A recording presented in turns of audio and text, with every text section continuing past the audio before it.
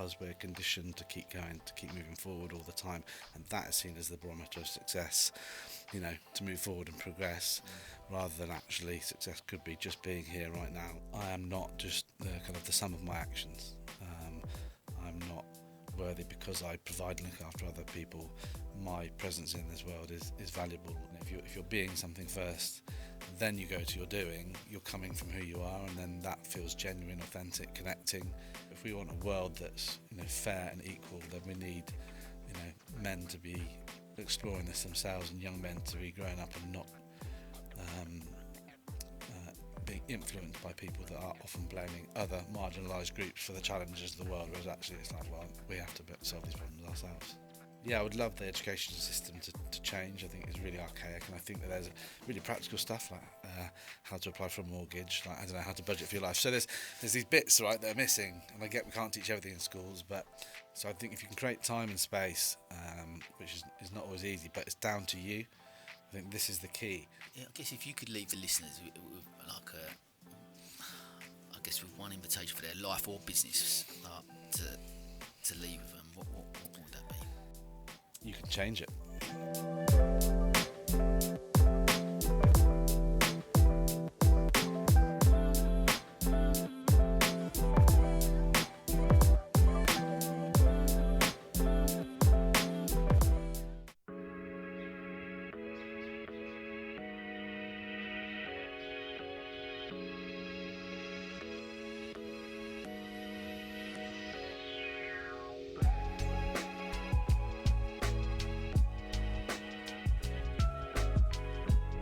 I'm on a mission to help the world to see success differently.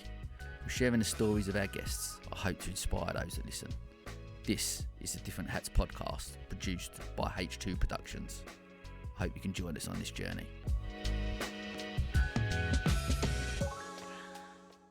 Okay, I'm just going to say something about one of our sponsors, Riverval.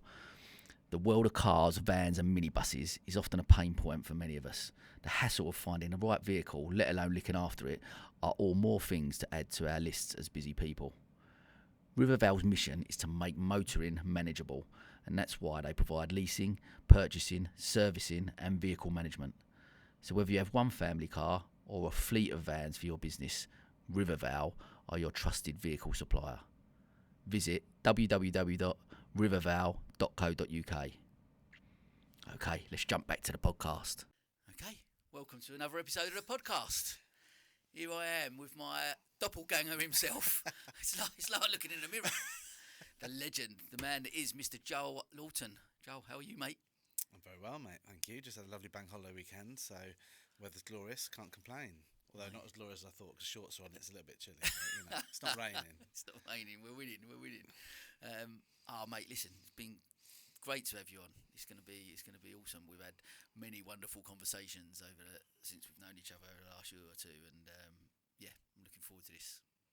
Yeah, me too, man. I think as you said, this just feels like a continuation of an ongoing conversation that will go beyond this podcast too. And as we try and navigate this thing called life, I feel like we're doing it together, and a lot of alignment, and a lot of things that we want to change in this world. So it's an absolute pleasure to be here. Amazing. Mate, look, we're going to jump straight in. We go big with the first question. So talk to me. What success mean to you? How do you define it? It's funny, isn't it? I know you're going to ask me this question, so I've clearly been thinking about it. And I thought, maybe I've been overthinking it. I think it's different at different periods of life, and different for different people, of course. And I think it's around your actions being aligned with your needs and your values. Because when you're in action and doing things that are aligned with what you need, then that's when everything feels like it's flowing. You can feel connected to things around you. And so that's why I think it changes. Because I think your needs and your values change throughout life depending on at what point you are. And for me right now, my needs and my values are in the last, probably 11 and a half years, because I've got an 11 and a half year old child, but probably that's been my main focus, has been my family and my kids, and being present with them in this period of life that you don't get back. And what does presence mean? I think Presence means awareness of right here and right now, like even you and I here and right now, and being able to listen and be in this space, and then awareness of yourself and your own emotions, and that of the person you're kind of connecting with. So yeah, I think it's about aligned action, but for right now, it's kind of being truly present with those that I love and not missing a moment. Love that. Love that. And I guess like what I've spoke a lot about. It's the 100th episode, and I'm trying to put these 5 pillars of success together. The things I've learned from these type of conversations, and I think presence is one of those pillars, right? And I think if there's one thing that for me, I'm probably working on the most out of all the other elements of success, presence is definitely the one I'm trying to lean into more, because it's probably the one I struggle with the most. It's probably the one I struggle with the most, but probably why I love this so much, because say it forces me, that's the wrong word, but I feel like I want to be as present as possible in these conversations, because I get so much from them, right? It fills my cup. I get so much from them, so I'm trying to, how do you capture that and take, because it is a difficult thing sometimes especially when you're, I guess, running a business as you have done, and you're navigating life in general. Your mind's can be all over the place. So trying to be present. How do you in your life try and maintain presence? It's a good question. In fact, I found myself on the way here thinking about this conversation we're about to have, and what questions might that question a lot, and all the other questions that may come up, and from our conversations before. And I actually got the train this morning over to Moulscombe and walked down, and I caught myself in my head. Right, I'm just up here and I'm walking down the street, and actually I brought myself back to. I was like, well, there's no point in overthinking these things. The conversation is always natural with Sam. We know what subjects will come up, and it will go where it goes. And so, well, how can I get out of my head right now? And so I do these things sometimes called awareness walks, where it's just tapping into what's around me. So it's looking at stopped, and I looked at a leaf, and I looked at the kind of the veins in the leaf and how it was done, and I found a bit of graffiti, and I spent some time with that. And it's just trying to be here now, and as you said, not living in the future or living in the past, and that's often when you're in your head. So yeah, there are practices like that, meditation, and it's not about being present in every moment of the day. I would love to, but I'm certainly no guru in that state. But I think that there are ways of doing it that bring us right here, right now. It's often the senses. It's like sight, touch, feel, smell, whatever it might be, that can actually just land us right here. And that, again, you've been some of the work that I do, and the first part I try and do is when I bring people together on a time together, is to land in the moment and be present, and that can shift things within people. Yeah, you're so right. Like, blimey, I've been on, obviously, and we'll delve into these a little bit later, but like, a couple of your away days are just brilliant days, right? Where and there is that first moment, like from the minute you get there and you sit down and you do a bit of breath work. And I think last time we took our shoes off and we were walking around on a pebble, but just trying to focus. And it's amazing how little things like that can just bring you into that moment.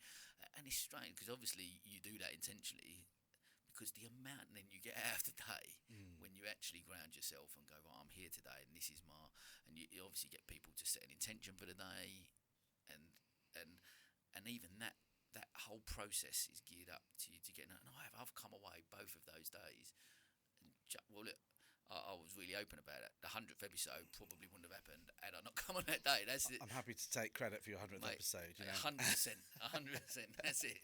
You're on the credits. Yeah. That's what but it was that. You create that space, and I think that's what we do as especially as entrepreneurs and business owners, right?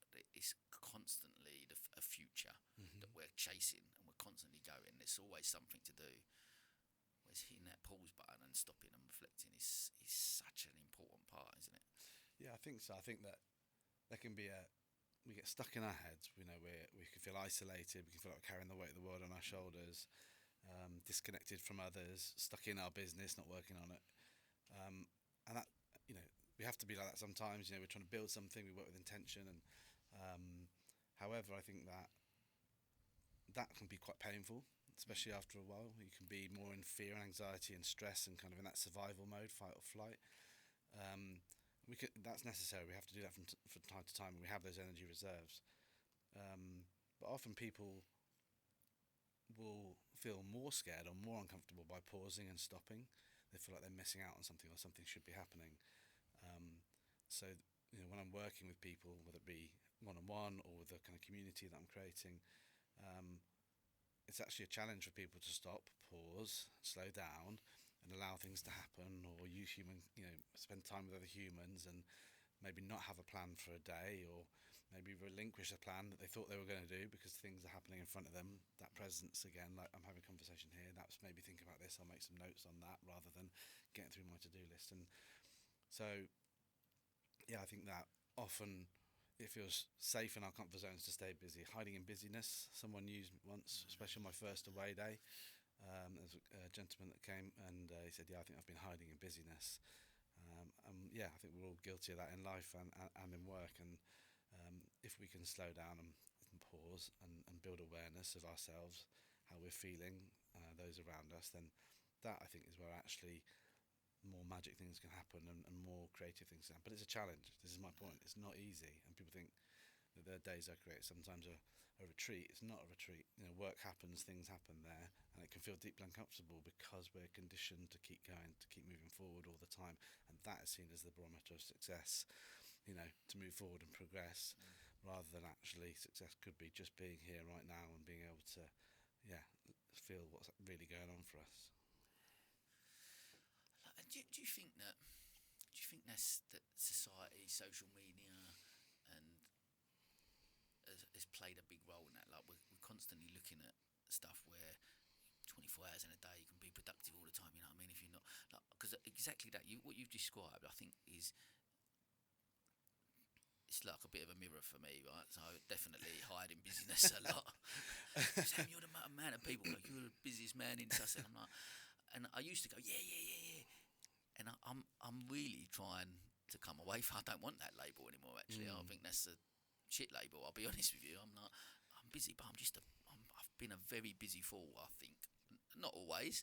And I'm recognising actually part of me as an individual is enjoying being busy, enjoying doing things. I love being active. I love doing things. So okay, maybe that's okay to be slightly busy, but I guess it's is it that sort of hustle culture that we're constantly like exactly what you mentioned. The narrative of success is that the more productive you are, the more things you can get done. So we feel that word that you described it for me uncomfortable. I do sometimes. I feel uncomfortable just going. I'm just going to sit and watch telly, or I'm just going to sit and do nothing. If I'm sitting and doing nothing, I'm wasting time. Like, life's for living. Like, I've got to go out and live. Like, do you think that's played a big role in it? Where are you on that? Like with the social media and society, do you think that's the narrative that people bought into? Yeah, I think so. I think that I'm certainly no expert in it, but I think that there's a lot of pressure to be productive, and I think with the advent of the internet and then the emails and phones, right? So now you're never off, right? So people can contact you all the time, and you can answer an email anytime you want for work. However, you might. I can't remember what the book is, but someone who talks about you can answer an email on a Sunday afternoon, but you can't go to the cinema on a Monday afternoon. It's like, well, work or people expect you to be on call all the time, and that doesn't help us with getting out of our heads because we're constantly in it. And I'm, again, constantly battling with my phone and not being attached to it, and especially with an 11.5-year-old now who would like a phone, and trying to navigate how I explain that I'm not happy with my relationship with it. So I think there are a lot of things that are out there, society, that create that kind of pressure to hustle. Like the hustle bros as well, all the podcasts about being productive 24/7. And actually, when I left my business 2.5 years ago, before that, if I wind that back, I started, I suppose, some kind of self-inquiry about what was important to me, and then my kids were kind of 6 and 3 then, and I was like, well, I don't want to miss this time, so I took a pay cut and spent less time in the business. So I was working around 3.5 days a week, and the question I constantly get asked by friends and family, from it wasn't a criticism, but they were kind of saying, "What are you doing? What are you doing when you're not at work?" And it took me a while. I felt uncomfortable answering it and saying nothing, which was not the truth 100%, but I'm not doing what they wanted to hear, which was maybe building a side business, maybe studying something to start another business. There was no productive answer. But I came to understand that actually, and probably this is a lot more in reflection, there is a power to that nothing. The thoughts percolating in your head, giving yourself spaciousness, giving yourself time, giving yourself time to actually look after yourself to enable you to be better in other roles in your life. So knowing that, I have lots of responsibilities and roles, father, son, brother, friend, a partner, business partner at the time. And so by doing nothing, I'm using inverted commas for those that are listening, is like, actually, it's doing something. So I think that, for me, it's definitely, I'm not saying that you don't have to work hard and with intention at times, but I don't think it needs to be, I think the world feels like it needs to be 24/7 or even in that 5 days a week, whatever it is. Whereas I think actually having space and time enables the work to be much more impactful and much more productive long term, rather than sitting in a box in front of your screen for 8 or 9 hours a day. It's such an important message, I think, listening to, because it is, again, I guess I'm wondering, not because we've been brought up in this way that we should work, right? What it looks like to go to school. We go to school and there's a time frame, right? We've got to be in school at these certain amount of times, Monday to Friday, and then you come out, and because you've got an education, you then go to university, and that's that structure, and then you go to work, and then there's a structure there, and you've got to do. Now, it's almost like there's this rule and this template of life that's been put out there, and that's really the go-to. That's what we need to follow. And as soon as you break that and you go, actually, I want to work 2 days a week, and I'm gonna, I can be really productive in those 2 days. I'm going to get everything done. Of course, there's always more. There's always going to be more to do, and I think that's it's getting to a point. I think, listening to you talk, I feel like it's getting to a point with all of us where we just feel comfortable with not. That's the feeling, isn't it? It's just feeling comfortable with going, it's okay, I've done that. I don't need to do any more right now. I can just be. The phrase that comes into my mind there is like, what is enough? Whether that's what is enough in terms of your time, what is enough in terms of finance, what is enough in terms of having things. Often we're working to have certain things in our lives, which is super important. And just to be clear, I feel like I'm in a privileged position to discuss being able to slow down or work less. A lot of people don't have that option. A lot of people have to work 2 jobs to provide for their families, and they don't have it. So it can be, I don't want to be this construed that everyone just has access to it. What would you say to those people then? Listen, if there are them people listening going, yeah, that's great, Joel, but I've got just to cover my bills at the moment with cost of living, and just to like, I'd love to slow down, but I don't. I'm a single parent maybe, and I'm doing 2 jobs just to pay the bills, just to keep food on the table. Around this process, what would you say to those people? It's a really, really difficult one. What I can say is that there are techniques and ways of working and tools that can enable you to come into your body, into presence more during work, and that can be just 3 deep breaths and things like that can allow you to be more present and find that hustle, that hard work, maybe take the edge off that. But I can't tell them that they should work less, because they need to. And you came back to earlier to kind of what is success and alignment of your actions with your needs. And in this instance, their needs are finance. Is the key driver in that moment, and therefore their actions are aligned with that. So, and often we get a lot of energy from that. Again, I don't want people to think that this is sitting down and doing nothing and letting the world come to you. But I feel like if these people, if their primary need is finance, and often there can be energy from that. Their success is putting food on the table, putting a roof over their kids' heads, and that can feel really successful for them. So there is a benefit from that. Yeah, I love that.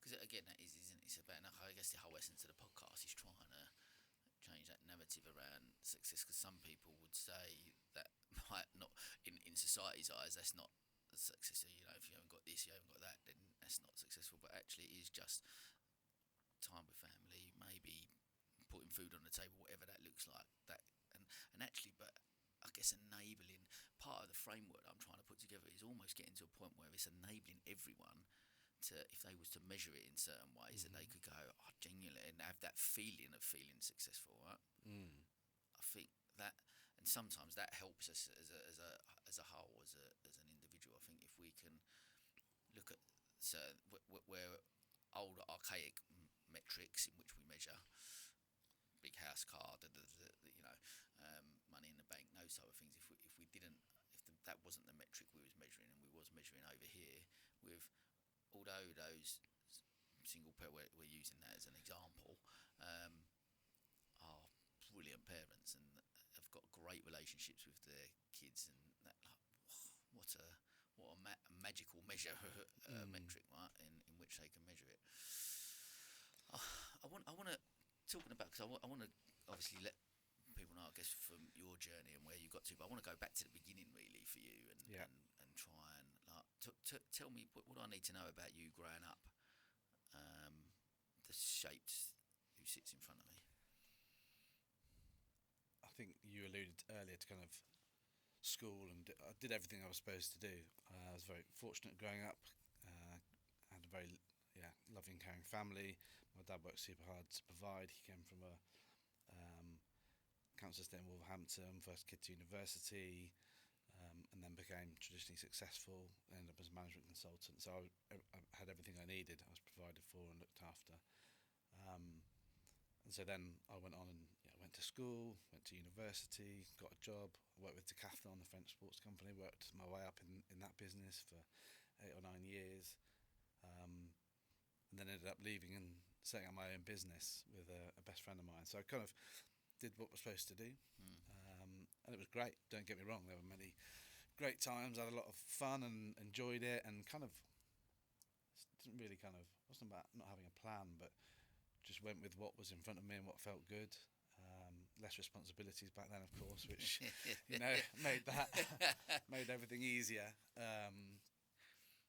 So I mean, I had I think I've had little resistance in my life. I'm a cisgendered, straight, white, able-bodied, middle-class male. Let's there is not been the pushback that other people have experienced in their lives. But I think that has, therefore, my mindset sometimes has been lacking belief in myself and self-worth. I kind of feel like I should have been able to do everything I've done, build a £3 million business with kind of 100 people reporting in. It was traditionally successful. I think there's a phrase you might use, the metrics, financially successful, reputationally successful. But maybe often not giving myself any credit for that. Kind of like, if I'd had all these opportunities, then anyone should be able to achieve this. So I think that the challenge that I have faced is actually kind of my self-worth sometimes. That has been a really difficult part for me, to know that I have value beyond the doing and providing and the sacrifice. And that has been a big learning for me over the last 5 to 6 years, that I am not just the sum of my actions. I'm not worthy because I provide and look after other people. My presence in this world is valuable, and I think I find that, I reflect on that with my kids sometimes. We have time together, and I feel like I need to, be the dad that maybe, what should we do? Should we do this? Should we create together? And try. And actually, I realise just me being in the room is enough. Like, they can be playing Lego, and I can just be sat there. I don't have to always interact. So it's like kind of my presence in this world is enough. So I had, as I say, my upbringing was, very loving and cared for. But I think the challenge I've had is knowing that I'm valuable beyond just delivering for other people. Have you, I know you mentioned about doing some work on yourself and a lot of self-reflection, especially over the last few years, and how you've navigated from the business to what you're doing now. Have you tried to unpick that a little bit around self-worth and stuff, and where that maybe started from, or where one of the reasons, because for me personally, again, it's like looking at a mirror. There's so much alignment with us and journeys and where our heads are at, I think. But I'm just keen to have you unpick that and where that come from, or Not in huge detail, no. I've done a lot of. I've not been in therapy, which I probably should do at some point. I think everyone can benefit from that kind of reflection. I've been in sharing circles, and I've been with coaches, and I've done I've built practices that support my kind of mental health and my well-being, and I've had friends that have helped me. But where does it come from? It's around not letting people down. So who knows? I'm sure there's something in childhood there, right, about trying to be my best or trying to achieve what's expected of me, whether that's societally or from parents, with no judgment on my parents. I think there is probably something there. But I've not unpicked it in detail, Sam. Are you going to do that now? Is that? I'm just thinking. Is this what this is about? Let's go a bit. Yeah. I guess I'm just curious because I've again, it's just so similar in mindsets. I guess I've looked at. I'm really trying to look inward, and I've never done before. Really, probably less time maybe than you have, but really trying to look inward and question a lot about myself and I guess the perception sometimes of me from the outside world is one thing, and then you look at where you are as an individual, and I can be very self-deprecating. Looked at, and I've really tried to analyse. And it come up in a counselling session we did have, like you say, therapy is probably a good bit. Come up that the narrative I've told myself that me being my brother was always super clever, and me not. And not that, like I said, similar to you, I had an amazing, my mum and dad, you see them at the 100th episode, they're the most beautiful, kindest, wonderful parents I could have dreamed of having. If I could have picked them, they would have been who I picked, you know what I mean? So, but I think there was a narrative that, and I think more probably I picked up on and just told myself that he was a clever one, so by default it made me not the clever one. So I played that role a little bit for a long part of my life, and I'm still there trying to, so a feeling of inadequacy, and then a feeling of, so then when that taps into your self-worth, and then I guess when we start talking about mental health and struggles and stuff, you go, actually, then you start buying into that narrative, and I think just listening to you, I guess the key message for people listening is the importance of the stories and narratives we tell ourselves. Right? That's got to be one of the biggest takeaways from any form of self-work or looking inward, right, I guess. Yeah, I think that's certainly true, and I continue on that journey, right? I think it might be like a mini plateau where you get something, kind of, haven't got it nailed, but and then suddenly you're like, there's something else to interrogate or look at or work on, and that can come out in many ways. And yeah, I think the narratives, the stories we tell ourselves are unhelpful, they're limiting, they're probably protecting us. I think that's where a lot of them come from, kind of keeping us safe, but therefore, not allowing us maybe to achieve what we can. Again, a couple of thoughts around this. When I work with founders or leaders, I work with them on the business because I've got that experience to help them support and build that. But I'm always working with the human as well. I'm kind of coaching the human behind the business at the same time, because we can come up with a great business plan to execute or to move forward. However, if they've got a blocker, that might actually be a narrative. It might be somatic, it might be in the body as well. We carry a lot of our kind of trauma or challenges in our body as well, so even kind of just movement of the body or whatever it might be, just to kind of unblock things, some breath work. It's really, really important, because I want to be able to help the human as a whole. I want to be able to help them perform at work, but also I know how important that impact is on life. They're not separate, so I think that's really important. And just the narrative there, I think something that when I try to start taking time for myself, so I always thought, self-sacrifice, put myself in front of my needs, behind others' needs, looking after my family, looking after my friends, that kind of classic behaviour. that's how I saw my worth and my value. So when I started trying to, and with the support of my partner Claire, she's been very supportive in challenging me to look after myself and to take time for me. I would find it really difficult to take that time. My narrative was I shouldn't be here looking after me. I should be at home looking after other people. And then, so I felt guilt, maybe, kind of there. And then work through this. Okay, no, you can take this time. It's okay. And then if I did take this time, I put a pressure, again, an internal narrative. No one used these words. These are all my own words. To come back fixed. Well, so less grumpy or more present or whatever the things were I wanted to fix within myself. And so therefore this time I was now just stressing about coming back fit. I wasn't actually taking advantage of whether it was a retreat or whether it was just going for a sea swim or a sauna or a run or whatever it might be that was looking after me.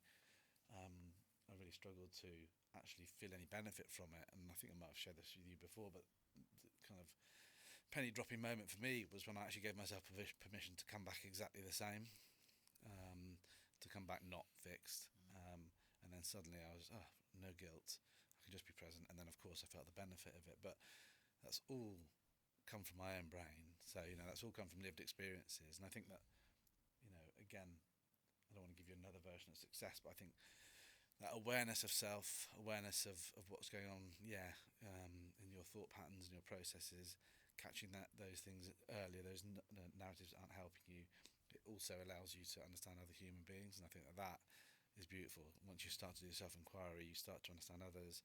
You don't have to agree with them, but you start to show some empathy and understanding for how their life has formed them to that up to that very moment. I'm really keen to explore. You've got such a. From knowing you, the type that I have, you've got a great way of holding space for people. You've got your emotional. I guess your emotional intelligence for me is off the charts. Right? I think you've just got this beautiful way about you. I mean, I go back our paths crossed quite a few years back. Right? During a play group, and but you come up to me on that day, and I had an instant connection with you on that day. And I know we lost a bit of touch, and then we bumped into each other at a networking event. Then, but bumping into each other again, I felt like I knew you really well. Do you know what I mean? And we'd had a very brief encounter because you've got that ability to just make people feel safe, feel comfortable. I'm really where. Has that been something that you've always been like that? Like growing up, was you like that? Was with friends and stuff? Was you like? Because again, emotional intelligence isn't something that we probably talked about a lot if we go back, 20, 30 years, or when we go back to school. Like, do you feel you've always been, or is that something that's developed later in life, like this self-discovery period? I guess It's a really good question. Firstly, that was deeply uncomfortable, saying something nice about me. Like centering myself has always been challenging, but knowing my worth, and that's okay to accept that graciously, so thank you for those kind words. But emotional intelligence, I reflected on this a while ago. So the men's work that I do, I lead a cold water swimming group for men to create belonging, community and connection away from traditional spaces like the pub and sport. And so I've kind of been on a bit of a journey of understanding myself as a man in this world and offering support for others. And I think I lost that that's not necessarily, maybe I hid that part of me to try and fit in as a younger man.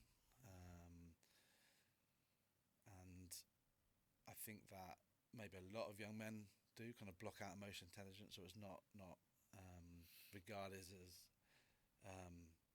positive masculine trait, maybe that more kind of empathetic, gentle side. And all versions of masculinity are welcome. I'm not saying that my version is better than others in terms of feeling connected to being a man in different ways. Obviously, toxic masculinity is not welcome, but I mean that my way is not the only way. Every man will have their own version of it. But I think probably I have always had it, but actually believing that there's a value in it and that people, um, yeah, again, I think it comes back to that kind of productive hustle, doing things to move things forward, and maybe, if you're holding a space, tapping into emotional intelligence, allowing other people to, it doesn't feel like there's a tangible, always an end result. Like, oh, here you go. If you do that, tick, tick, tick, you can get that. And I think that comes back to something that, like tapping into your being, who you are as a human being, kind of your core essence. So if you're being something first, and then you go to your doing, you're coming from who you are, and then that feels genuine, authentic, connecting. Whereas if we do the thing to try and become something, it's the wrong way round. And I feel that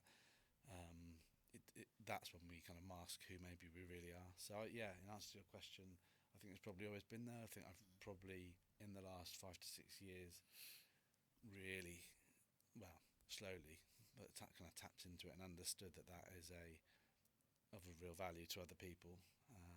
I have to be careful here because there's in service of others sneaking back in, but maybe in a way that's authentic to me rather than being doing things that I think they need. I just wanted to take a moment to talk about one of our sponsors, Nostos, an authentic experience of Greece right here in the heart of Hove. In a world brimming with dining options, finding that one place that captivates your palate and heart isn't always easy. It's about more than food. It's the stories, the ambience, the slice of another world. This is the essence of Nostos, an award-winning Greek restaurant. With traditional recipes passed down through generations, each dish promises a story and a piece of heritage. And Nostos is more than just a restaurant, it's a community contributor. Each dining experience supports initiatives close to their heart, from local charities to cultural events, enriching Brighton and Hove's social fabric. They also provide catering services, bringing Greek cuisine to your personal events. For a taste of Greece without leaving town, visit nostos-hove.co.uk. And when you do go, say Sam recommended the feta nests. Oh my God, they are amazing. I'm interested because I guess with that, with what you're saying, you're right around. I guess what it again, I'll do inverted commas, but what it means to be a man, right? What does that actually mean? And I think the narrative that we're sort of sharing and reason we're lying and on so much in that sense is that softer side, maybe that emotional awareness, empathy, those type of traits, actually building relationships, being able to hold space for people, really tapping in and recognising that's just that's probably the biggest skill set that we maybe have, right? It's a great thing to have within our armour, and recognising that and being proud of that. And I think you're right. Like again, going back to someone that played football through most of his life and being in that, and not always a toxic culture. It's it's banter and but actually, how comfortable I would have been sitting there and maybe crying in front of that group of people or sharing something really deep and personal. I don't think I would have felt that wasn't me back then. You hit that world. I feel in touch with my emotions. I didn't feel that that just wasn't the done thing, right? And I think, do you think that where are you on that? Do you think there's a shift, and that we are recognising that more especially within men and stuff? Because I've referenced it a couple of times. I don't know how much you've seen of it, but the Lost Boys report and how they're saying how far boys and young men are falling behind at the moment. What's your take on that? Where we're at? So I don't know loads about young men. I know what I read, but I haven't spent any time with young men to speak to them and find out, from a personal one-on-one connection, kind of what the challenges are. However, I can speak to the group of men that I do support at the moment, and I think you talked about being able to open up and speak and talk freely and cry and show emotions, and I think more and more spaces like this are popping up, and more are still needed. So the Cold Water, my group, Icebreakers, was born in Bath originally from a friend of mine called Tim, and he'd had his own struggles with stress and anxiety, and had unfortunately lost some friends who had died by suicide. So he wanted to set something up, and what's free and accessible, cold water. It was becoming a thing. There was a lot more understanding around the mental health benefits and the physical benefits of it. And they just started jumping in the water, kind of 5 or 6 of them, and it grew and grew. And then from that, there were sharing circles, retreats, and saunas and spaces where you can come together and offload what's going on for you, and realising that everyone's got something going on, and everyone maybe doesn't have the space to talk about it. I think it's interesting you reference, in my mind, you were sitting in a football changing room, so I'm not sure that's the place where that can happen. So, I think that whenever there's these conversations happening, they have to be in a space where they can be held by somebody else. Even in kind of your relationships, you might feel like, God, I need to offload this and share this. It's really important to me. I've done some interrogation of my feelings, but if that person isn't ready to receive that information, it can be rejected or not land as it wants to be, and that person then isn't held in that safe space. So, I feel like we are scratching the surface for middle-aged men, because that's what I am. Nearly didn't want to say that, but we're in his basement. We look younger, exactly. mate, don't we? We get away with it. I normally dress like a 17-year-old just to try and knock off a couple of years. So I think we're scratching the surface there, and we're learning to kind of and not everything works for everybody, So that's what I like about the men's groups in and around Sussex now. There's cold water one that I run. There's a walking group. There's Dad La Soul, which we both know about. For dads who can do play dates, and that allows discussion and support for dads. And so there's lots of different ways of doing it. But again, you're pushing against 45 years of wiring and pathways in the brain, and societal pressures, and patriarchal structures that keep us in a certain way, and that then everyone expects us to behave in a certain way. In reference to the young men, I think that, from my understanding, I obviously understand about the big headlines around the Andrew Tates of this world, but it feels like if we are doing this work now as older men, it's like, how do we actually now go and share what we're doing with younger people? How can we be in those spaces and say, look, we haven't got our shit together, but we're trying to fix it, and not blame might be the wrong word, but know that we are the ones that have to fix it ourselves. I think that's the most important thing that I see now as these men are coming. It's like they're making the change, right? The space is there, the support is there, but they're the ones that are having to come and do the difficult piece of work. They're the one that are having to share and unpick what's going on for them. So I think if we can demonstrate that to young men, that we are doing this difficult, uncomfortable thing, we've all got shit going on that, I don't know if I'm allowed to swear on this one, but you go for it, everyone's got their own stuff going on. So that would be great, like to try and cross that kind of divide to get into front of young men. Because I think I don't know if you mentioned it then, but it feels like role models is a word that's there. So who is demonstrating there's a different way, to be? Who is actually in front of them? I don't know the answer to that yet.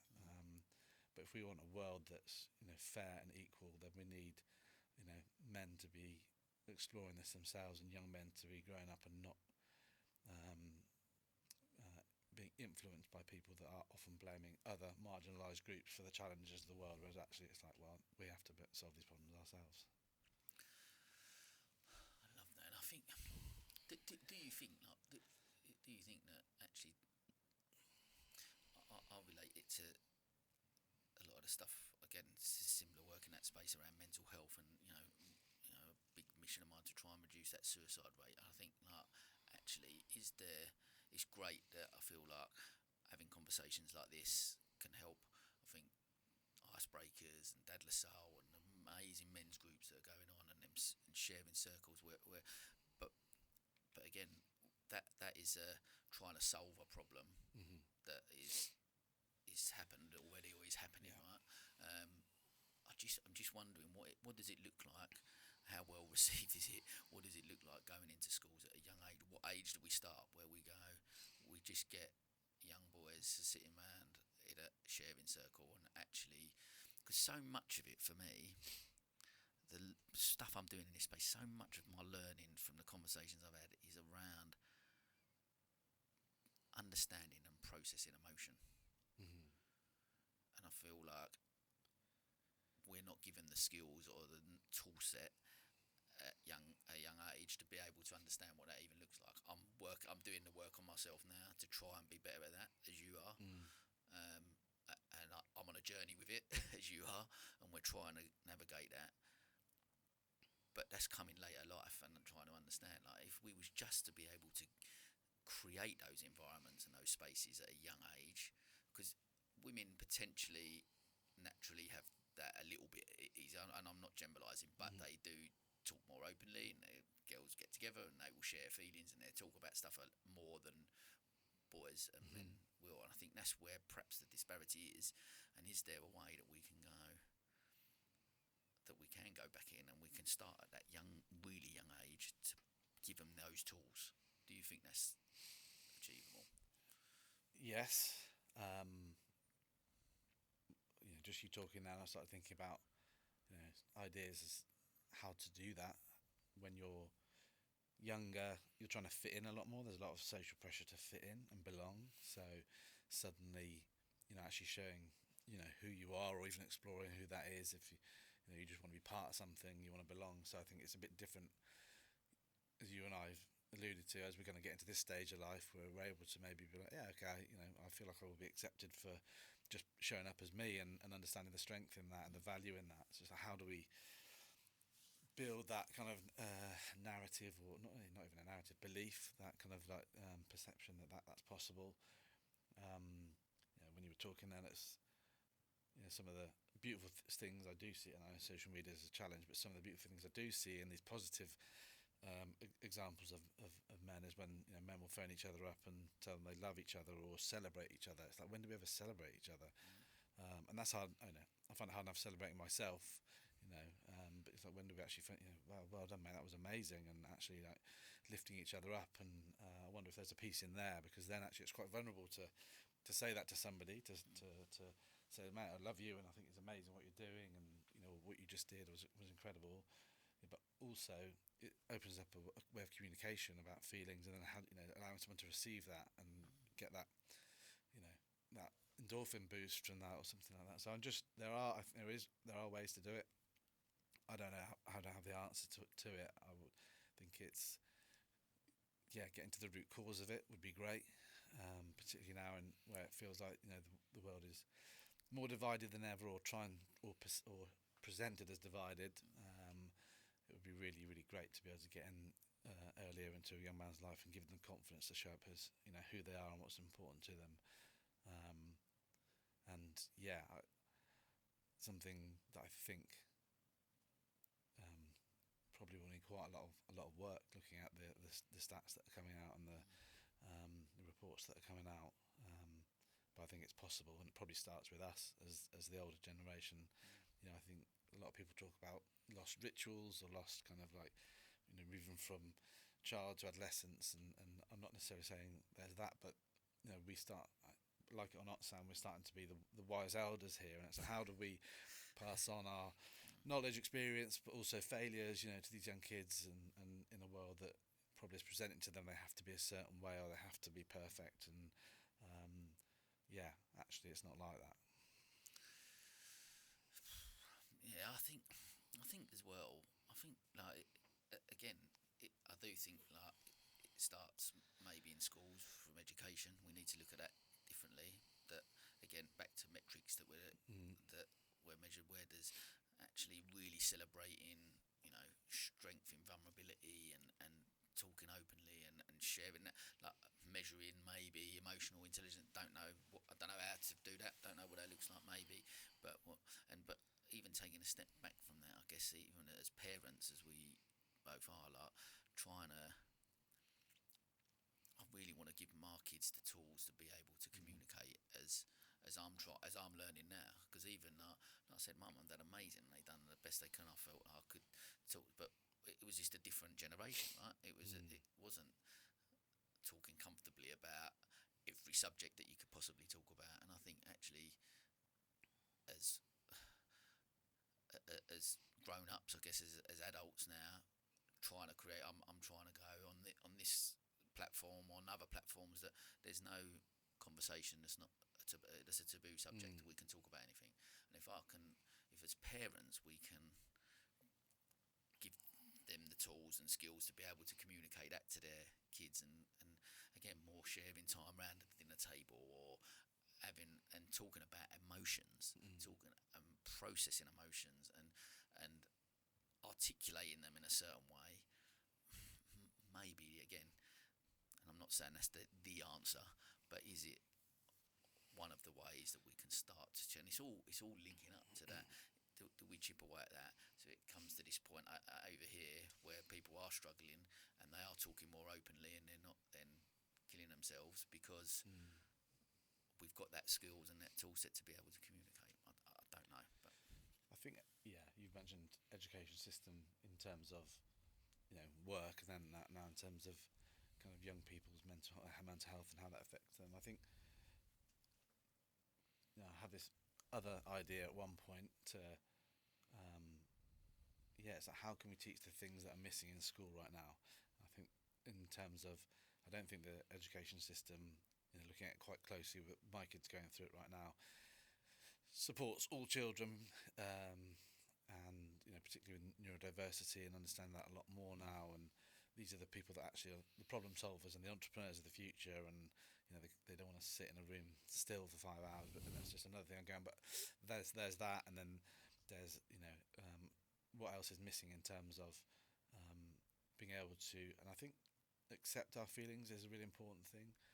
Discussing them is great, but actually, even within discussions, it can be, and I'm guilty of this sometimes, trying to move through them, whereas actually just here, what does it look like? What does it feel like? It's a colour. Sometimes with my kids, is a friend of mine, Sophie, talking about how can you talk to kids about it. It's like, sometimes just using what the colour feels like. Where is it in your body? Is it a shape in your body? And then just maybe just not trying to ask them why it's there, or ask them to move through it, or it's like it's just there. And that acceptance that today will feel funny because you've got that slightly nervous or anxious or excited, whatever it might be, which can be confused. That feeling can be with you, and that's okay. It's not trying to get rid of it. So I think, back to your point about education, I think that there is a gap, and one of my ideas would be to do a summer school around the bits that are missing. So there's the maybe emotional intelligence, sharing, understand feelings.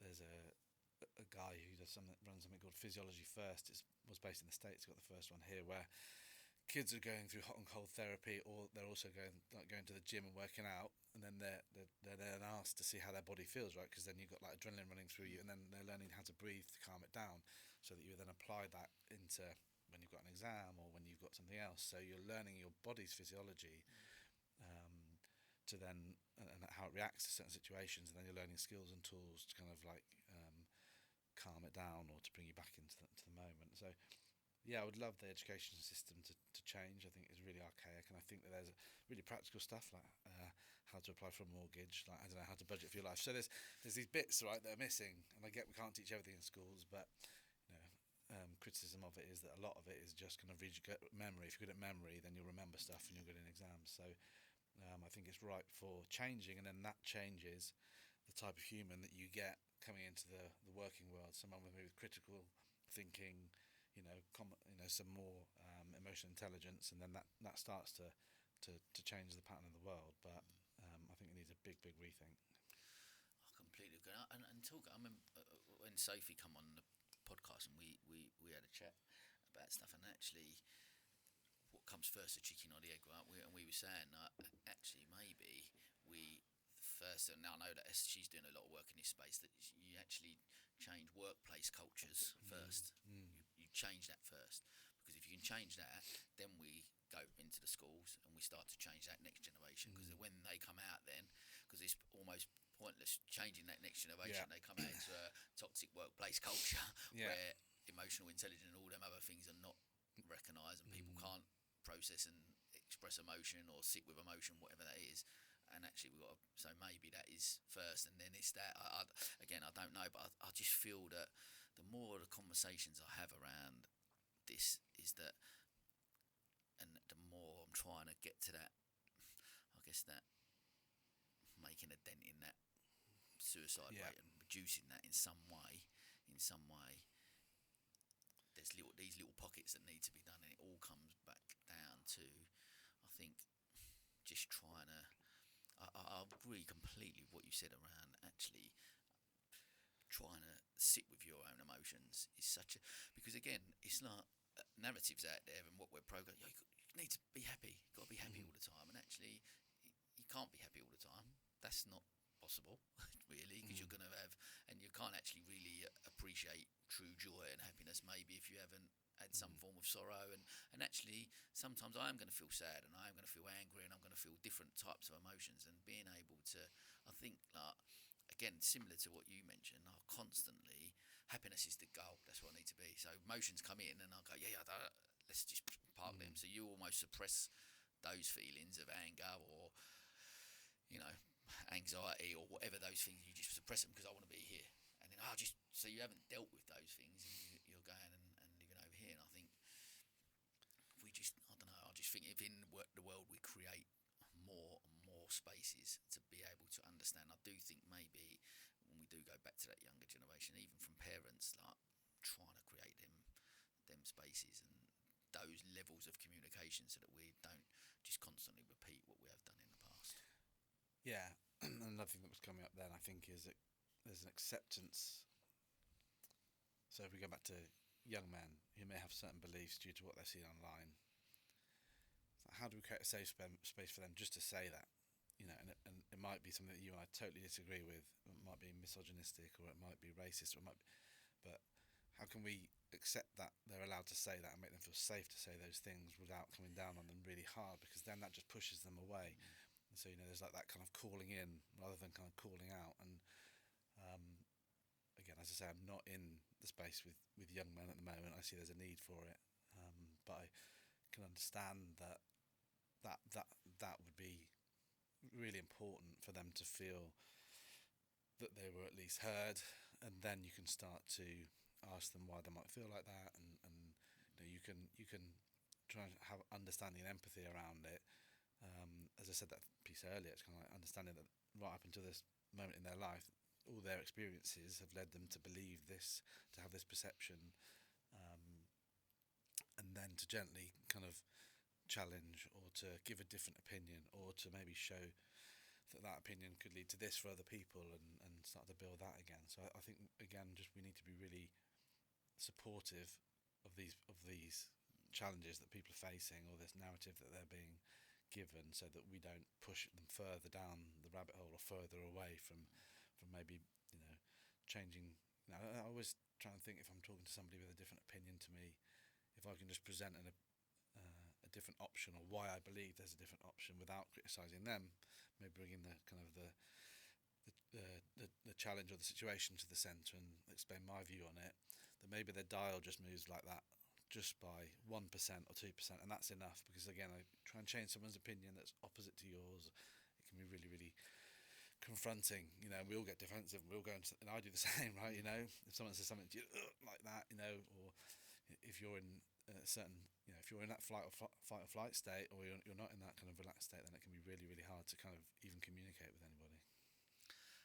And again, I think that, like, that for me, it's why it taps into so much of the work I think you're doing about the human and about human connection and about communication. And look, again, you take, I'll reference your days, but creating those days and those environments where people can feel like they can connect and they can communicate. Because again, it's back to those communication skills. Actually, and the next generation maybe got less and less of that because of mobile phones and sitting there, and they're communicating through social media, and that's how they communicate. They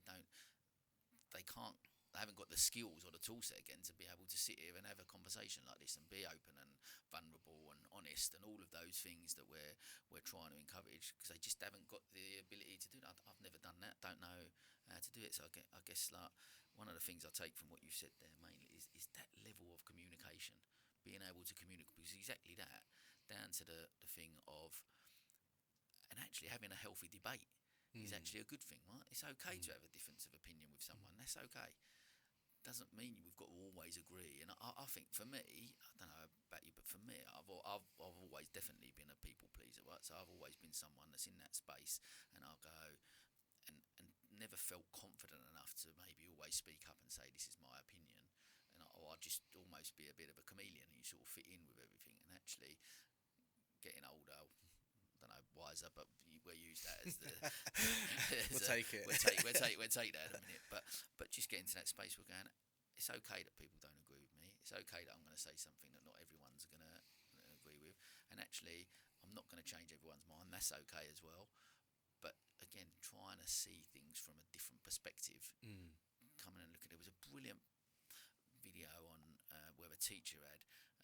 He's got two kids standing at opposite ends of it. He's got them in front of the thing, and there's a black ball and a white ball on one side, and this person here can see one, this person here can see the other, and they're both going, what colour is it? And this one's going, it's definitely black, I can see it's definitely black, definitely white, it's definitely white. And obviously all the kids are sort of sitting there in the background, and then he says, okay, right, now come and swap over. And they were almost having this heated debate, and they're coming back and they see it from, and he said exactly that. It's just trying to, it was a brilliant way of trying to do it, but just going, understanding and looking at it from someone else's perspective, understanding it, and again, voicing your opinion on it and saying, okay, I don't agree, this is my take on it. And like you said, you might not change it, but I love that thought of just going, can we, if I just move the and their opinion might move your dial. I was going to say that. When you're saying that, mine might move too, right? Yeah. My understanding of it might move. Yeah. It's not that I'm right and they're wrong. It's just that I think that reflecting what you're saying there, and going back to, again, I'm not an expert, but in social media, debate can't happen online, right? You know, you get like a comment that riles you up, and you know, you get keyboard warriors, whatever. Just that's not conversation. That's just you know, and you lose so much. There's you know, in communication, I can't remember the exact stats on it, but you know, there's body language, there's tone, there's intonation, you know, all of that on a even if you're trying to make a valid, gentle point, let's say it's not an aggressive, hateful point online, even that's lost, right? You're down to, I think, like 15% of your communication is in the words, so you've lost 85% of your communication. Check those stats, but you know, close enough. We'll go with it. You know, so I think, again, you talked about, you know, debate. It's a you know, great way of analysing it, because actually debate means you're in the room, you're discussing. Yeah, probably might get a bit heated. Yeah, there might be some emotion involved, but you've got more of a chance of actually having a discussion. I think the world, or we are presented a world that we are polarised in. It's over here and over here. I'm not going to say, you know, left and right, because it isn't even that a lot of the time anymore. But actually, I think if we looked at it, we're probably all in the middle, and we feel like we're over here and we have to be right and they have to be wrong. And then in debate, that allows us to kind of come in more into the middle and understand that we might want the same things, but we're just coming at it from a different angle, or we might, you know, that actually, I understand why you have that opinion now, because that happened in your life, and I can understand that. I don't agree with why you believe that. I still have this position. So I think that, again, that in human face-to-face connection is vital, and I think, are we losing it? Probably, but I don't know. Again, it's not like I'm in that space all the time, but I feel like in the community I try and create around centering the human in work, and that's either one-on-one coaching with me, or currently the way days where I bring, you know, people together to co-work together. We use human connection, but also there's no online version of this. That the only way for people to access this community and to be there is to come in person. And sometimes I'm like, is this mad? Like, it goes a bit against what everybody else is doing out there, you know, like online communities. But actually, I value that as a core part, a core, tenet of what's going on. That it's are we losing it? Probably. But also, it's just so powerful just to spend time with other human beings slowly, you know, much like you do with your top tables as well. There's time to connect as human beings. You know, it feels like real co-working. You start to understand each other for the first hour and share your challenges and what's going on. It's a safe space, and then actually from that human communication, human connection, other things come out for you, and you move forward, and you learn and you unlearn, you know, as much, you know, which I think is one of the most powerful bits of learning, is actually unlearning things that you thought you knew, and you realise that, you know, maybe things have shifted or changed since you've been telling yourself that narrative for the last 20 years. I agree. I think there's so much in the stuff that you're doing. There's so much within human connection. I think more so with AI and how rapidly that's growing,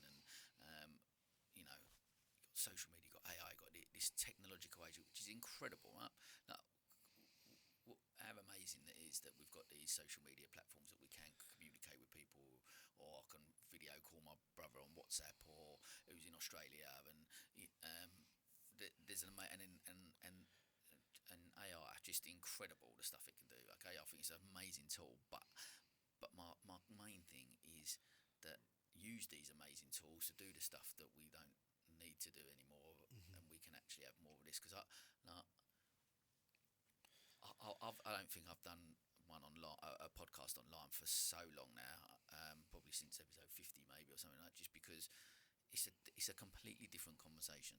Like me and you jumped on Zoom today, this would have been a completely different conversation. We'd have had a great chat, as we always do, no problem. But there's something where you look in someone's eyes and you genuinely have a connection, and you see their body language, whatever that is. And the same with when you create your days with my top table events, bringing people together on a human level and connecting on that level. That for me is one of the most powerful things that we've got as humans, and that's why we're here really, is to connect, right? To connect and love and build relationships, and that has got to be one of the biggest things that we can. And I think, again, back to even workplaces or schools or whatever it is, if we can really harness that, I think that's where maybe there's a shift. Yeah, we're in total agreement on that. I think, again, you referenced AI, and there's the internet. I think there's a lot of what came to mind when you were talking around that was we know a lot of information, but there's it's like, I don't know. I'm sure someone's coined it, but we doesn't mean we have more knowledge. We know a lot. We know a lot of what's going on. We know a lot of facts. There's a lot of podcasts out there. One or but, two. Often it's like we pick bits up and we pick up the headline or something or whatever, and we think it's like, but actually deepening our knowledge and spending time with what that really means and exploring it, and that often needs conversation and discussion, and isn't just about receiving the information. And I think that the work I do with founders and leaders, whether that's one-on-one or in the community, the first word that always comes to mind is kind of isolated and disconnected. That's how I felt running my business. And I had my best mate as my business partner, and that's not a slight on him. That's just running a business can be a lonely place, or taking that responsibility can be a lonely place, or you're stuck in doing mode all the time. And so how do we? I mean, it's simple. There's a simple solution. You go and spend time with human beings. It really is that simple. And that's not there's a trying to create a safe, trusting environment where you relax your nervous system, whether that's through breath work or movement or just listening to the birds in nature, which the setting that I create, and that suddenly you suddenly feel connected to another human being, and the endorphins that go through, and the science behind it is there as well. So whether it's just you trust the fact that we're humans and we've been communicating since the beginning of time, or whether you need science to back it up, you can take whichever angle you want. But I think someone called it the future of co-working. It feels like genuine co-working, getting people together. I think we silo ourselves so often. Don't get me wrong, blended working is really important. It gives people time with their families, it saves money on travel, and actually maybe there's the opportunity to connect more locally with your family and your friends, because you're not having to go into the office all the time. But it needs to be done right, and I think a lot of the time you work in your kitchen or you work in your office, and you're kind of on your own doing that for 2 or 3 days a week, and then you go into the office and you end up doing your back-to-back meetings that you have to do face-to-face, thinking that I'm doing it face-to-face, but you end up with 6 of those in a day, and you miss those moments of connection. And I loathe to call it water cooler chat, but just those moments of actually like landing and being like, oh, how are you, what's going on with you? And that's why I think that the spaces I create are about that, about connecting people to understand each other, to support each other, and then to actually get work done around that. So I also accept that not everyone wants human connection all the time. You can, your social battery. I'm not saying that we have to be like in it all the time. There, and again, neurodiversity is something that I'm starting to learn more and more about. A lot of founders I'm I work with, have neurodiversity, and that's because they're so creative in doing stuff, but understanding that, they don't always want to be around people and they need alone time. So it has to be at the right moment. It has to feel right for the human being. I have to, again, listen to yourself, that kind of self-awareness. That's super important too. I want to one thing you mentioned there. I want to go back a bit about your journey as well. Yeah. And you mentioned about feeling a bit isolated, and because you, like you said, you built your business over about 13 years. Was it? Yeah. You was running that, and then obviously there's been such a shift for you over the last few years and exploring this next chapter. But can you take us back to that period that I know you mentioned to me before about burnout and getting to a space where you building a £3 million business, right, is a big enough challenge in itself. But working with your business partner and your best mate, but still feeling that isolation, still feeling that pressure, that element of burnout. Talk to us a little bit about that period and where that shift was for you. And Yeah, sure. So we set up a property services company in London. I say we. He actually set it up on his own and just started with inventories for rental properties. So we're working for letting agents, who are our main clients. We ended up doing inventories, cleaning, decorating, maintenance. And when I first joined, there was no responsibilities, no kids. I wasn't married, but I was with my partner at the time. And it was kind of like just freewheeling, right? Like you're just flying by the seat of your pants. You're kind of doing it. Me and him were working 7 days a week, saying yes to everything. And you've got there's a different energy as well, and a different phase of life. That's 15, 16 years ago now. And then it built, and then you start to employ people and get an office, and you start to run a business, like look slightly professional. And actually, funnily enough, working from Decathlon, who gave you loads of responsibility early on, I had a P&L and I recruited my own team when I was a department manager, my first job there. So suddenly I had these transferable skills to running a business that really helped. And my business partner was more on the kind of, he come from the property industry, so he had connections and was more external facing and kind of building relationships there. And we just kind of grew it, and it kept going and learning along the way, and making mistakes and getting things right. And there was probably, I don't know which year it was, maybe year 7, maybe year 7 or 8, I can't remember.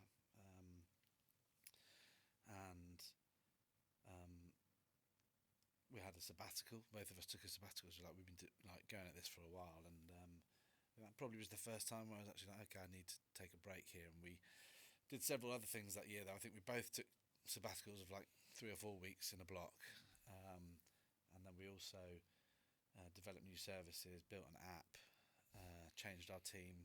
A lot of them were freelancers, and we didn't want everyone to be on the gig economy, so restructured so people could be employed, and all of this stuff happened. And I think that was a year that maybe where I started, I wouldn't say not enjoying it, but certainly struggled with the weight of responsibility and the amount of things that were going on. And I think the impact for me was I saw it at home quite a lot. I was just unable. I didn't want to talk about work at all. If Claire asked me, don't want to talk about it. But I was probably still thinking about it. And I think I've said to you, I've changed my relationship with alcohol quite a lot over the last 5 years. But I think, again, I was probably just drinking at the end of a week to relieve stress, and it was a masking tool. I thought it was because I was fun, and I'd always, enjoy going out and having a laugh. Don't get me wrong. Again, no judgment on people who do that. That's great, but I think it had probably become more of a masking tool. Of I'll drink on a Friday and Saturday, and I'll be the last one at the party or the last one up at the whatever it was, thinking it was a badge of honour, a bit like hustle culture, badge of honour. Whereas actually it probably wasn't. So I think if I look back, there are these signals now that I didn't see at the time. I just thought it was life, and again, I just thought this was what, again, ticking the boxes, doing what I'm supposed to do. And it was, don't get me wrong, again, it was building something that was really important. I was able to buy a house, I was able to go on holidays, and so I had this real benefits from it too. But after that year, as we grew, I think I also got further and further away from kind of the team and the product. Really, it was the numbers I was connected to now. So if the numbers were struggling or challenging, then that would affect my mood or my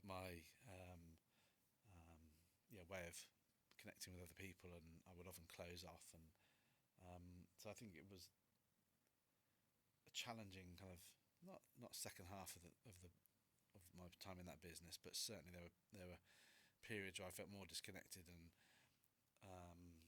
also my way of operating was to fix and solve. So if there's a challenge in the business, even if it might be slightly outside my remit, I would go and try and solve it. And me and my business partner were very good at kind of crossing over and supporting each other, but I would kind of walk towards and fix, and that just stretched me a huge amount. And so I thought that everything was my responsibility, and Will won't mind me saying, because we've talked through this, and we've talked openly about this with other people, is that he felt forced out and I felt stretched and kind of as if I had nothing left to give. And we worked a lot on that part of communication. We had some support with different mentors, and we were able to understand why that had happened, and that probably we were protecting each other and not saying what we were really feeling. And it came from back to communication. Back to communication, yeah, absolutely. You know, we cared for each other, we cared for each other's families, and we probably ran the business 85% really amazingly, but there's that 15% where maybe we couldn't challenge each other. We couldn't just kind of like, again, that's what comes from kind of maybe friendship as well, I don't know. But we had support around that, and kind of got a lot clearer. But I think that probably that once I'd managed to step back from the business, he stayed in the business, and our needs were being met. We'd worked out our needs, and there was then a challenging point where, after COVID, the business was struggling, and so I wanted to go back in and help support it. But ultimately, I think at that point I realised that maybe it was a chapter was closing, and there was something. I think there was something bigger and different for me to not bigger. It's not right. Something different for me to do. So. Yeah, I've gone on a roller coaster with it. I see but it's given me a lot in life, taught me a huge amount, and I'm really appreciative of all the learnings I've had from it, because everything I learnt there, I'm now really trying to put into play for other people. I'm trying to support people in their business and their life, to centre themselves in it, to understand that that's okay, and to know that actually the good work really comes from that kind of action. Okay, I just wanted to say something about one of our sponsors, Search 7.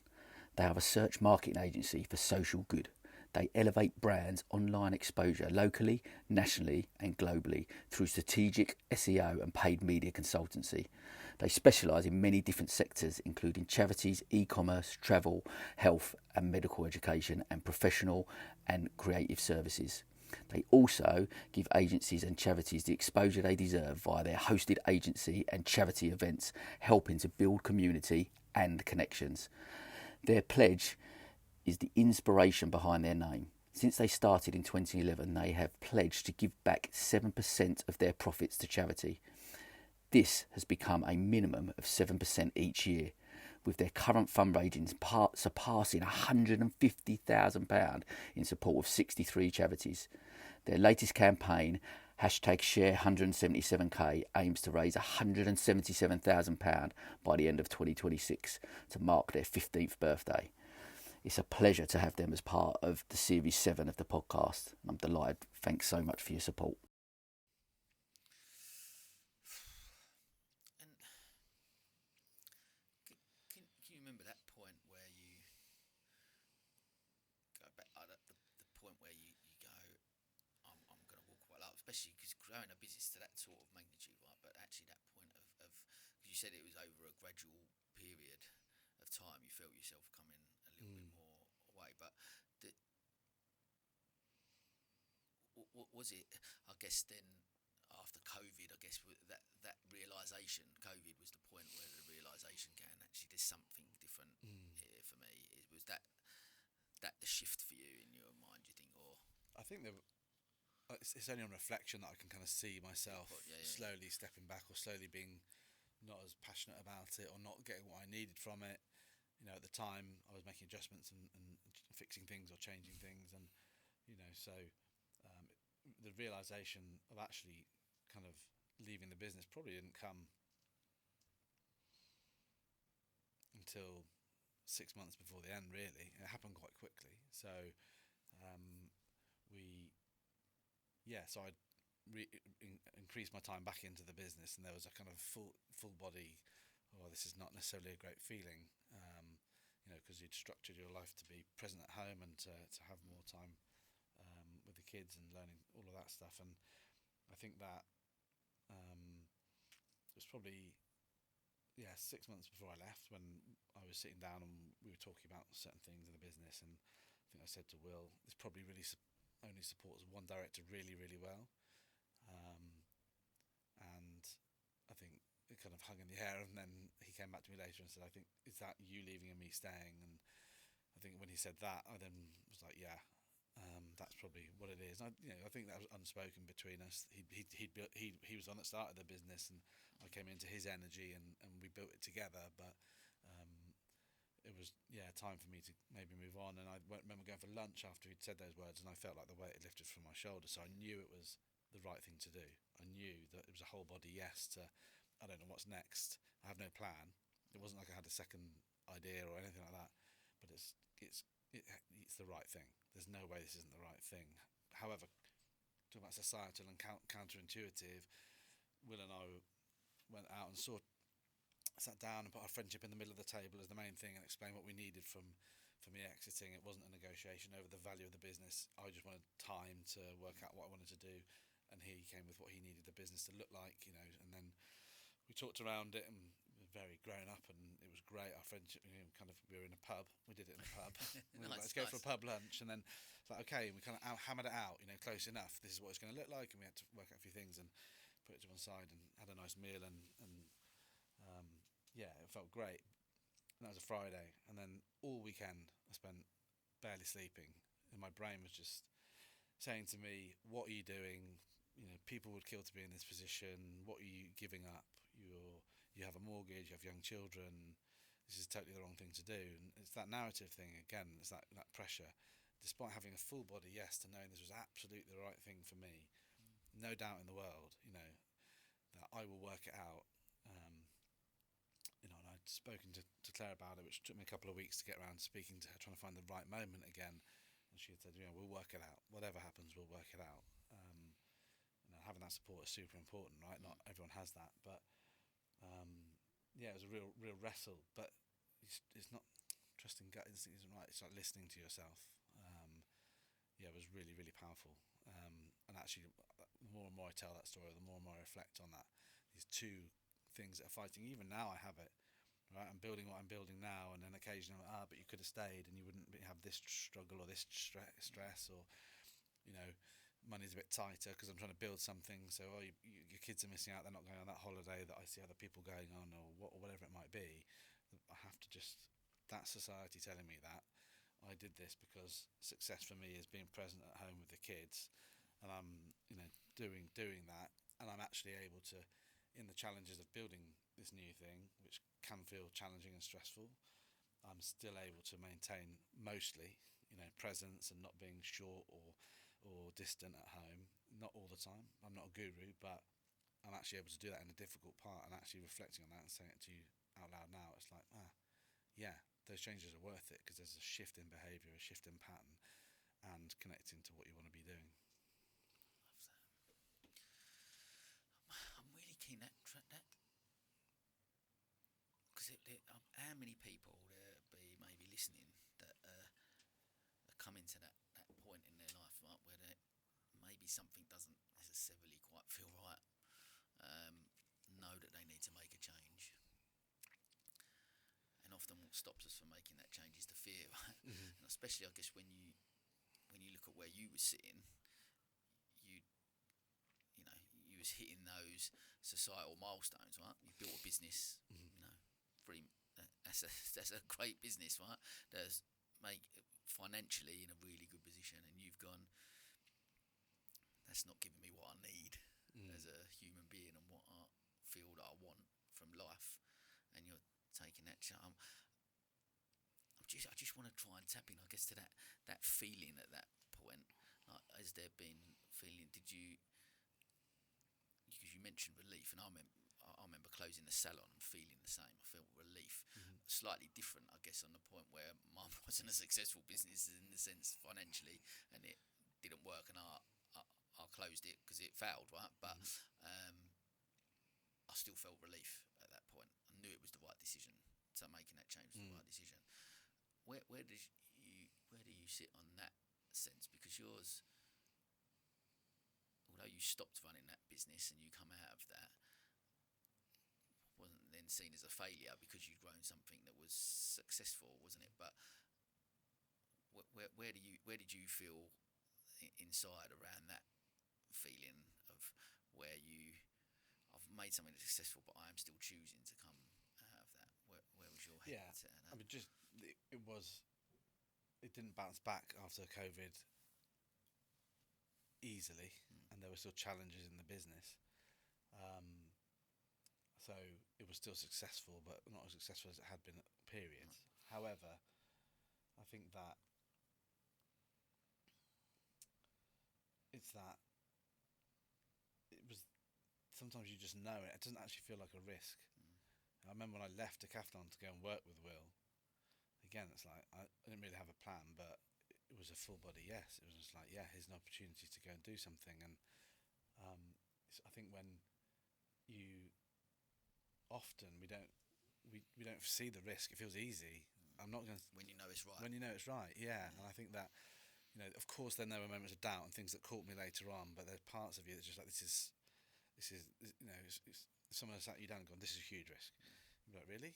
It didn't feel that way. And I think often, your relationship with risk is really interesting. People always see me as a organised, structured, know the details to make decisions, and I definitely am. But then there are other times, like those two times, when I know enough of the details to go for it. But I think again it's that intuition which we've lost to listen to what are the full, as I say, the full body yes, claim this as something that's going to be exciting and interesting. And I think we can get caught in catastrophization. Occasionally, in moments of being like, well, I'm going to lose the house, so I'm leaving a business and I'm going to lose the house.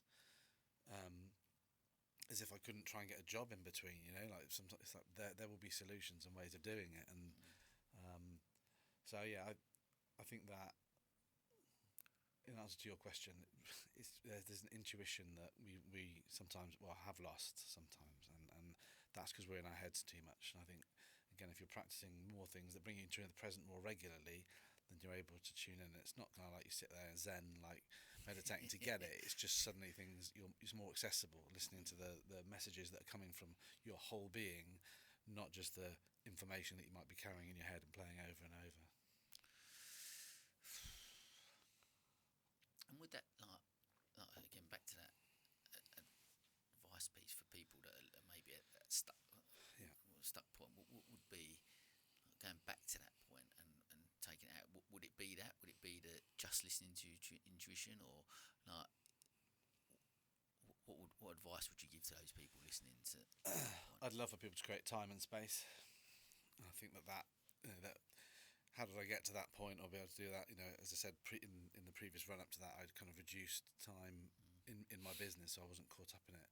And again, there was that doing nothingness, but that doing nothingness was just allowing things to filter, to finding new ways of looking after myself, or spending my time, or being creative, and maybe creating neural pathways that didn't exist, or old ones, we're reconnecting them. And so I think that if you can, and this feels deeply uncomfortable, it's like actually doing the opposite of what you've always done, and actually trying to just create some space. So to be clear, the first time I didn't just suddenly go down to 3.5 days a week. I started off with half a day at home working, so it's like incremental steps that feel okay, that feel comfortable, that feel comfortable. Okay, then it's like 1 day at home working, or then it's like half a day off and 1 day at home working. And so I think if you can create time and space, which is not always easy, but it's down to you. I think this is the key. A lot of people I love dearly, but sometimes I hear them moaning or whinging about that. It's like the only person that can change this is you. There's nobody else that can change it. There are people that can help you change it. There are support networks that can help you change. Don't get me wrong. It doesn't have to be on your own, but you have to accept that you're the one that needs to move what's happening in your life. And again, that I didn't necessarily understand at the time. It's on reflection. It's like, oh, and it's a bit of self-gratitude. It's like, yeah, I fucking changed that. Nobody else. And I guess it's just taking responsibility, isn't it? For because I understand, like we can all go through going, I'm not happy with this, or whether it be your relationship, whether it be your business, whether it be your job, or whatever those things are, you're looking at and going, this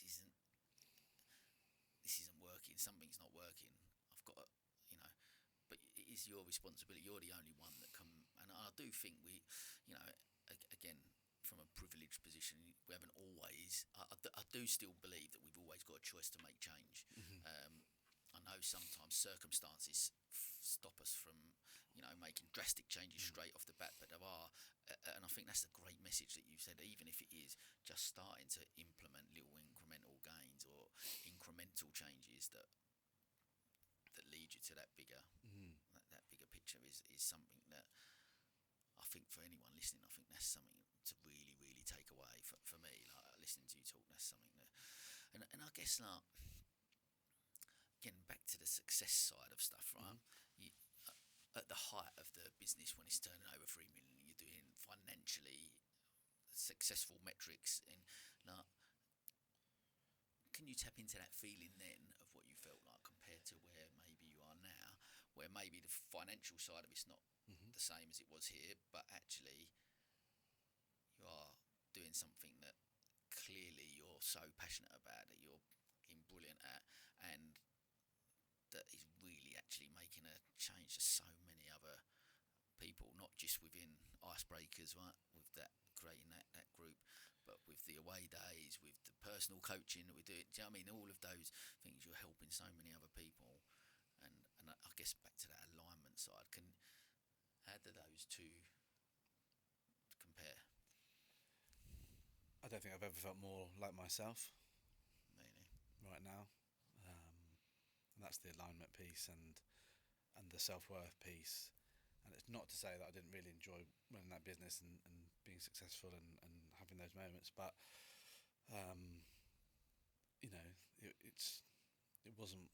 There were periods of it or parts of it where it was a stress or a struggle, and when it's a stress or struggle and there isn't, I was not attached to the impact of the work that we were doing, and so I almost lost that kind of impact on the humans that I knew we were serving humans, we were creating happy homes for people. That's how we kind of refocus the energy, chapters of people's lives, moving into properties and getting them ready. But I think now that it's that sentence of I've never felt more like myself, and I was part myself in there, and a good part of it, but maybe a bit like mine and Will's communication. There's that 15% where I've just tapped into that and gone, no, now I'm fully myself and I show up as myself. And if it doesn't, the work I do doesn't land for people, that's okay. It's not for them, And if I show up and I can speak my truth about how I see the world, and again, if people disagree with me, that's okay too. And having that confidence that, and also I think there's a big piece here around not attaching myself to mistakes that I've made and things like that, and actually, understanding that the 99% of the time I'm doing good and I'm making the best decision I can with the information I've got, and can I have the confidence in that? But it comes back to that. I've never felt more like myself than I have right now. Love that. What a great place to be, eh? Beautiful place to be. Love that, mate. I love that. I just want to, just as we're coming towards the end, and there's a few bits I want to just tap into just before we do. I guess certainly the work that you do with Icebreakers and the men's mental health space, and talk to me, that's something obviously we really align on. We've both got that mission on. Just what can you share? What with the men's groups and the circles and stuff? What are the main challenges that you're seeing that people are facing at the moment, that people are sharing them? Honestly, I don't think there's a theme. I think that maybe the theme is that actually this is the first space when people are coming into it where they're actually able to talk freely, or start to learn to talk freely, or to listen to others and hear that other people have got, and so actually build confidence that they can come and offload or whatever they need to do. You know, it's not about fixing. We don't try and fix in these spaces. We're not trained therapists, so it's just a space for people to kind of unload. And honestly, everyone has difficulty with it. It's from parenting, from relationships, from work, from all of the or a mixture of all of the things together. And I think it's the realization, the power of it is the realization that everyone's got stuff going on. You know, you can meet people on the beach. The beach is quite a light space because we just meet, hug, have a chat, do some exercises, a ritual. We get in the water together, and then we get out, a bit more hugging, a few more cups of tea, and A lot of hugging. yeah, you know, it's a good thing. I'm a hugger. So yeah, although again, you know, if you let me know you're not a hugger, then you know you're welcome to. Yeah. But I think that, you know, and then we offer these spaces, these sharing circles, and spaces where people can go deeper if they want to. And I think that there isn't a common theme other than that maybe it's the first time people have been allowed to explore this. One of the people that helped me lead it, so I'm not there every Sunday, and one of the guys were, you know, we could do so much, but we're only 5 people giving up our time for free, you know. So actually doing what we do well and committing to that is enough. You know, and he said, from a man called Tim said something like, we're almost like a gateway drug to men's wellness. So people come and try it. If they decide they need something different, or they decide they need a sharing circle every week, they can find that somewhere else, or we can signpost them. It's like we can only do what we can do in the way that we do it, and there are other places doing a similar thing. And that's how I kind of see it now. It's like if people are coming, they're coming for a need. Sometimes people come every week. Some people come once a year. You know, it's open to what people, you know, it's flexible. People can, you don't even have to get in the water. You know, you can come and just talk if you want to, or come and just have that cup of tea and that hug. So I think for me, yeah, in terms of what I see is I just see a need for these spaces and the root cause behind that is, yeah, there are thousands of different causes for that. And I think that, you know, I'm trying to put myself in those spaces more, and realising that actually that how important it is to create more and more, and because fundamentally, whatever way we look at it, and there's more of these spaces coming up, right? Fundamentally, unfortunately, the statistics are going up, and that's what I'm not. So there's something there that's broken. There's something there that needs, you know. As men, we think, well, we've got to fix everything, and that's part of our thing. Actually, and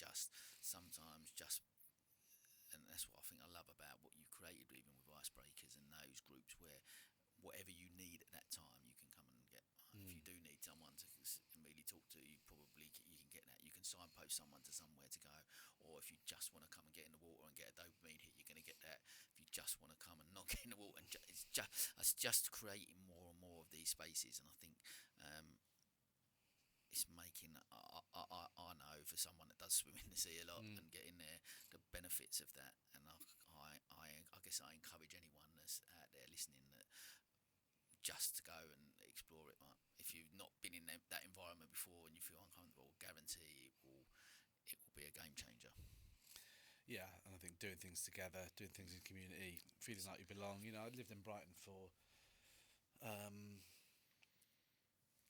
8 years, 10 years, and when I was leaving my business 2.5 years ago, and that was when the opportunity came to come on an Icebreakers retreat that my friend back in Bath was running, and that's where this came from me going there, saying yes to things, following the energy at that point of just being like, I just need to follow things that feel good, and something will land about what I'm going to do next.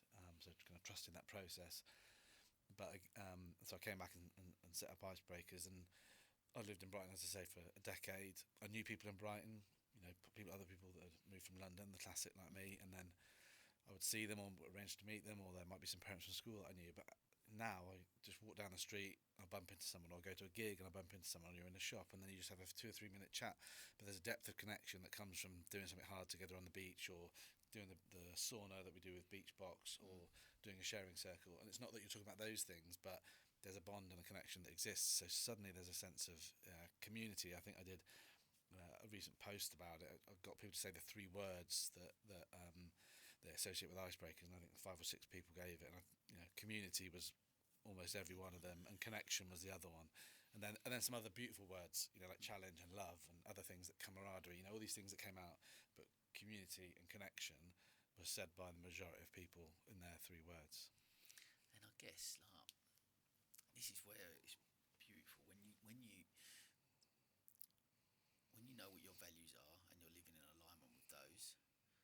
The things that come into your life, they're the yes because they align. Like I listen to you talk about that connection, community. That's what you do in your business. That's what you've got over here in your personal as well, with the icebreakers and the other things. You know what I mean? So all of those things are all aligning because that's something you believe in, and you know that's what you want to do, right? And what lights you up, and all of those things. And again, listening to what you mentioned earlier about success and about where you are right now, and never felt so aligned with who I am. It's because you're living in alignment with these values, right? And the things that you're doing as well, that you're living in. And that's, I think, if people can take that away from this, trying to find out what those, and it only starts from looking inward, right? I think that's only starts from looking inward and listening to you and the journey you've been on the last few years to getting to that point is something that's really important, I guess, to take away. Yeah, definitely starts with you, and that can be painful and difficult, and again, it's not one thing. It might be a multitude of trying to work out things or trying that.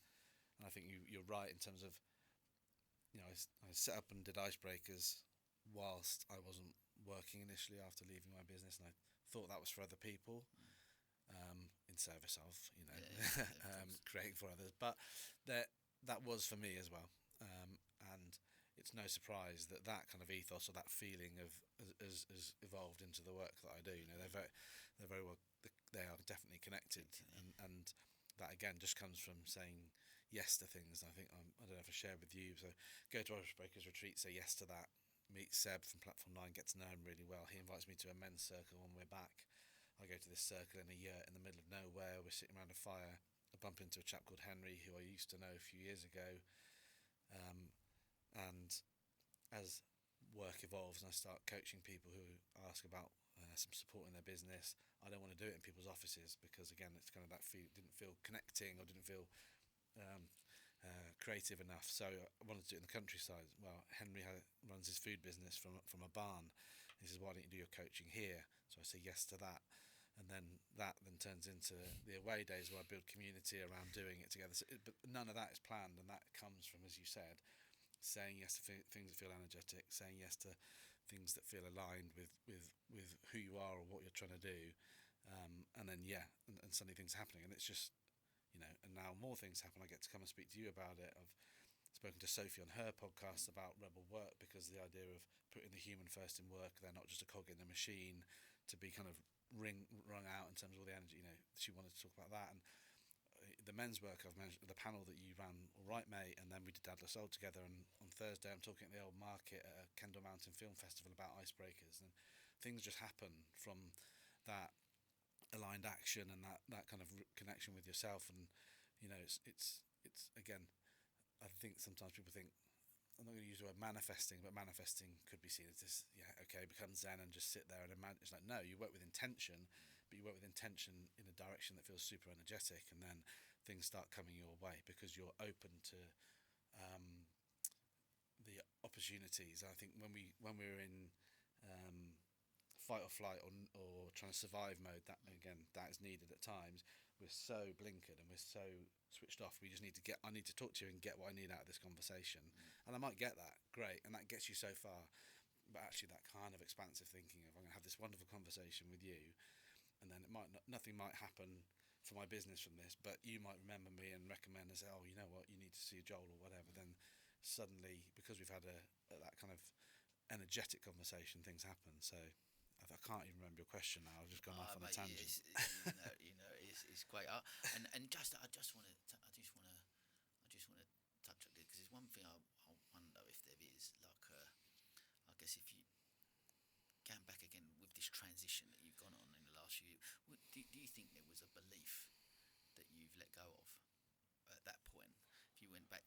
5 years ago, do you think there's a belief that you let go of that changed things for you? Probably several, I would imagine. Yeah. I think,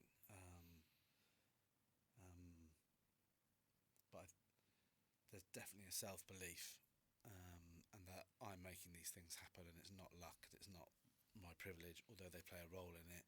It's my hard work and what I bring to this world and this planet and all my interactions and my relationships. That's a big thing in terms of, it is me and I can make things happen. So there's a self-belief. And if I've been in my relationship with my wife for a long time. I was in a business relationship with my best mate for a long time. So there was a like that first bit of, fuck, it's just me, without maybe acknowledging it. But so there's like a proof to self that myself that I could do that. So I think that'd be one of the biggest things. And I think there's a learning around being uncomfortable or sitting in discomfort. I think that's massive. I think that in those moments where I feel like this is hard, or it's like, yeah, it's supposed to feel hard. You're building something new from scratch that you didn't have a plan for. Yeah, feel uncomfortable, and I'm not saying I can do that straight away. It might feel hard and be in my head for a day or so, and then I'm like, oh no, it's just feeling difficult because you're out of your comfort zone, and that's where you learn and you move forward. So yeah, two things: self-belief and accepting discomfort would be two great things. I guess if you could leave the listeners with with one invitation for their life or business to leave with them, what would that be? Oh, you should have prepped me for this question, Sam. This is like a worldly piece of advice. We've got the top table question to come out soon, the new tradition. So we're winding down. I'm just trying to build up to that now. You can change it. I think that would be it. Mate, it's been, as I knew it would be, an amazing conversation. And I will, with our new tradition, I am going to get our top table. And you're a veteran of this. You've been to a couple of our top table events. I'm not really throwing at you. I'm just hoping I get the same one I've had before, so I know what to say. As you know, choose a card, any card. Any card. Move that out of the way. Let's go over here. And pass it back to me. Pass it back to you. Don't. Okay, you do the reading. That's good.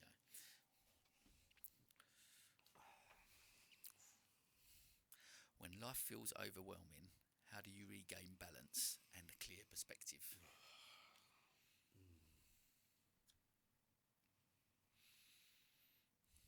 It's a good question. I think the first bit is maybe not something you can do in the moment, but it's with small practices or changes in your lifestyle. For me anyway, it's like not drinking, more exercise, more time for self-meditate, is that there's an awareness, so you catch the overwhelm quicker, which isn't part of dealing with the overwhelm. But so sometimes it would have gone on for weeks or maybe months as I disconnected and wouldn't talk to my partner and stuff like that. So there's bits before that you can do, but in that moment when I realise I'm overwhelmed, and that might be a feeling, it might be noticing my behaviours, like I might be scrolling on my phone more, or maybe even thinking. And as I say, it's not that I don't drink, but maybe thinking about having a drink to at the end of the week or something. And okay, what's really going on here? And then, in all honesty, the main thing is breathing. I will just maybe walking, movement and breathing. So I will go for a walk, or I will sit and slow the breath, or do 3 deep breaths and then elongate the breath out. It's about trying to calm the nervous system and get back into what's happening here. Once I can do that, I can then start to think, I can't control that thing that I've been thinking about or worried about or overwhelmed about, or what are the things I can control? Am I doing them? Yes. So why am I losing the energy? But it's about regulating the nervous system through, breathing, movement, being in nature, that kind of thing. Good answer, mate. Listen, mate, it's been brilliant. Thank you so much for your time and wisdom and knowledge and everything that you shared in your journey. And I guess personally for me, just I'm so grateful that you've come into my life. Really, just we were saying earlier when we were about trying to save things to people, and in that way, and I fucking love you. Honestly, you're an absolute legend. The love and support you've given me, especially over the last year or so, has been wonderful, and I'm looking forward to doing so much more together. I think irrespective of the looks, there's so much alignment with what we do. Right? That aside, the fact that we share a similar style, we'll go with that.